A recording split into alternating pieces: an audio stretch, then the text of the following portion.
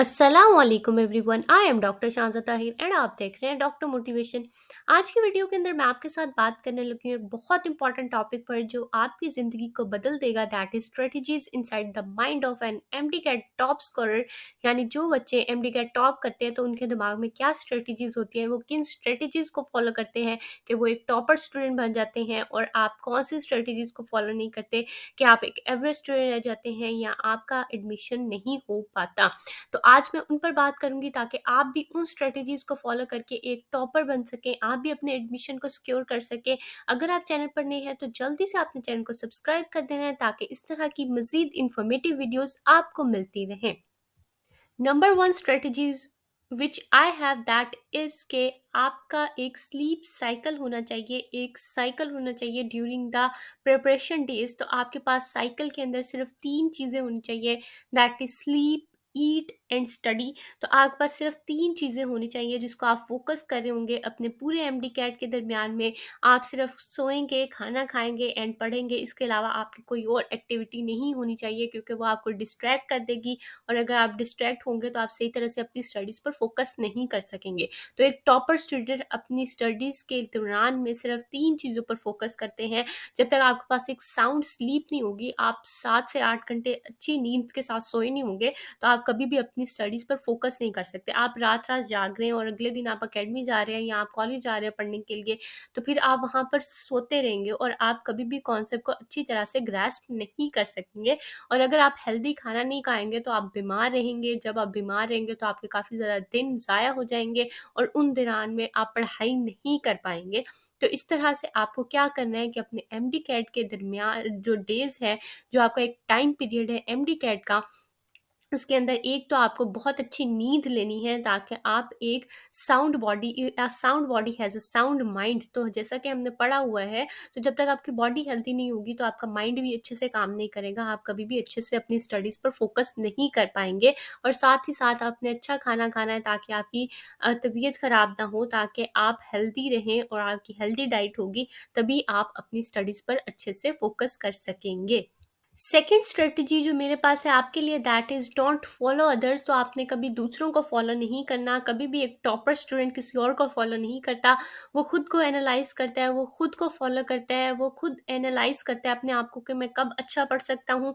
अब मैं आपको इसको एक एग्जांपल से समझाती हूँ कि आप जो है वो रात में अच्छा पढ़ सकते हैं, लेकिन आपका कोई दोस्त दिन में अच्छा पढ़ सकता है।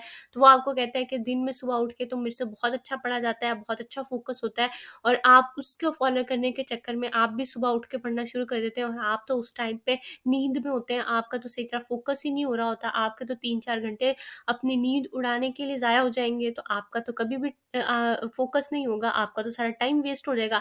तो इस तरह से आपने कभी भी किसी और को फॉलो नहीं करना। आपने खुद को एनालाइज करना है कि आप दिन में अच्छा पढ़ सकते हैं या आप रात में अच्छा पढ़ सकते हैं।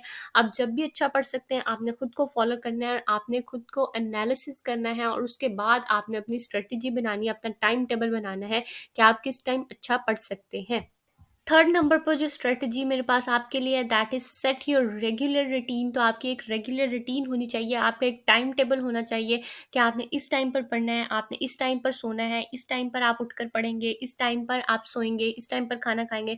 एक रेगुलर रूटीन होनी चाहिए जिसको आप फॉलो कर रहे हो। ऐसा ना हो कि एक आपकी हैप हैजर्ड सी रूटीन हो कि कभी भी उठे पढ़ लिया, कभी भी सो गए। तो ये नहीं होना चाहिए। आपका एक रेगुलर टाइम टेबल होना चाहिए, और आपने रोज़ 1 घंटा अपनी एक्सरसाइज को, अपनी मेडिटेशन को, या आपकी कोई भी ऐसी एक्टिविटी जिसके अंदर आपको प्लेजर फील होता है, आप पेंटिंग कर सकते हैं, म्यूज़िक सुन सकते हैं, कुछ भी ऐसा जो आपको अच्छा लगता है, आपने ज़रूर 1 घंटा स्पेयर करना है और उसको देना है अपनी एमडी कैट की रूटीन में शुरू के डेज़ में। लेकिन लास्ट के डेज़ में आपने फिर वो 1 घंटा भी अपनी पढ़ाई को देना है, ठीक है। लास्ट के डेज़ में भी अब आपने कोई अपनी प्लेजरफुल एक्टिविटी नहीं करनी। लेकिन ये मैं आपको बता रही हूँ स्टार्ट के डेज़ में, यानी अगर आप रिपीट कर रहे हैं तो फिर आपने किस तरह से अपनी रूटीन को लेकर चलना है। स्ट्रेटजी नंबर 4 जो है मेरे पास आपके लिए, that is what examiner thinks. तो हर स्टूडेंट बहुत अच्छे से पढ़ के आता है, हर स्टूडेंट जो है वो अपनी तैयारी को मुकम्मल करके आता है, अपनी मैक्सिमम एफर्ट पुट करके आता है। लेकिन हम पढ़ते हुए ये भूल जाते हैं कि एक एग्जामिनर उस टाइम पर एमसीक्यूज़ बनाते हुए क्या सोच रहा है। अब वो आपको एक सिंपल सा एमसीक्यूज़ तो उठाकर नहीं देगा, वो उसके अंदर कोई तो मिथ रखेगा, वो उसको थोड़ा सा कॉन्सेप्चुअल बनाएगा, वो एग्जैक्टली सीधा सा एमसीक्यूज़ उठा के दे देगा। तो वो तो सबका ठीक हो जाएगा। तो आपको ये पढ़ते हुए ये सोचना है कि एग्ज़ामिनर के उस टाइम दिमाग में क्या है, वो उस टाइम क्या सोच रहा है, और वो ये क्वेश्चन बनाने की बजाय इस तरह से क्वेश्चन बनाएगा, तो आपको पढ़ते हुए इस तरह की चीज़ों को सोचना है। ओके जी, मैं आपके साथ एक क्वेश्चन डिस्कस करने लगी हूँ कि आपका एग्जामिनर किस तरह से क्वेश्चन बनाता है। अब हमारे पास क्वेश्चन है एंजाइम्स वाले चैप्टर का।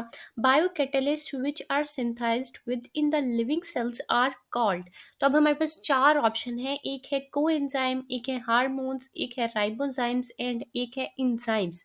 अब बायोकैटलिस्ट, ठीक है, which are synthesized in the living cells. अब दो बातों को उसने फोकस किया, एक तो बायोकैटलिस्ट होना चाहिए और वो बॉडी के अंदर सिंथेसाइज्ड हो रहा हो। ठीक है, तो हमारे पास पहला ऑप्शन है कोएंजाइम। अब कोएंजाइम के बारे में बहुत सारे बच्चे सोचेंगे कि ये तो बॉडी के अंदर बनता है और ये हमारे पास कैटलिस्ट भी इस्तेमाल होता है, हमारे पास कैटलाइसिस कराता है, तो ये हो सकता है ऑप्शन। ठीक है, तो बायो एंजाइम कोएंजाइम हमारे पास क्यों नहीं है, क्योंकि कोएंजाइम हमारे पास एक ऑर्गेनिक मॉलिक्यूल है, तो ये हमारे पास नहीं इस्तेमाल हो सकता as a bio catalyst.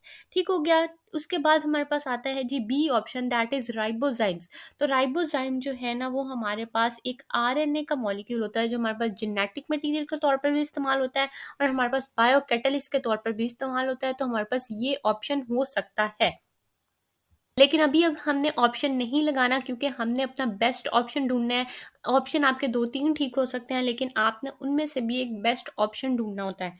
Next पर हमारे पास जो सी ऑप्शन है, दैट इज़ हार्मोन्स। अब हार्मोन्स भी आप कहेंगे कि वो हमारे पास बॉडी के अंदर सिंथेसाइज़ होते हैं, तो ये भी हो सकता है। तो हमारे पास एंजाइम्स और हार्मोन्स में बेसिकली डिफरेंस क्या है कि ये दोनों केमिकल्स हैं, ठीक है। मेजर डिफरेंस क्या है कि जो एंजाइम्स होते हैं वो कैटलिस्ट इस्तेमाल होते हैं फॉर अ रिएक्शन, बट जो हार्मोन है वो हमारे पास एक्ट करते हैं as a messenger system that trigger various functions in the body. तो वो हमारे पास मैसेंजर सिस्टम के तौर पर एक्ट करते हैं और एंजाइम हमारे पास कैटलिस्ट के तौर पर एक्ट करते हैं। तो इस तरह से हमारे पास हार्मोन का ऑप्शन जो है वो नहीं हो सकता। डी ऑप्शन हमारे पास जो आता है, दैट इज इंजाइम्स। तो अब इंजाइम्स के अंदर हमारे पास को इंजाइम्स भी आ जाते हैं, हमारे पास राइबोजाइम्स भी आ जाते हैं, और इंजाइम्स जो है वो हमारे पास बायोकैटलिस्ट हैं और वो हमारे पास सिंथेसाइज करते हैं within the living cell. तो हमारे पास जो one of the best option होगा वो हमारे पास होगा इंजाइम्स का। ठीक है, तो आपने अपना बेस्ट ऑप्शन इस तरह से ढूंढना है। आपने ढूंढना है कि आपका एग्जामिनर क्या थिंक कर रहा है, आपने वो नहीं देखना कि आप किस तरह से अपनी तैयारी करके आए हैं।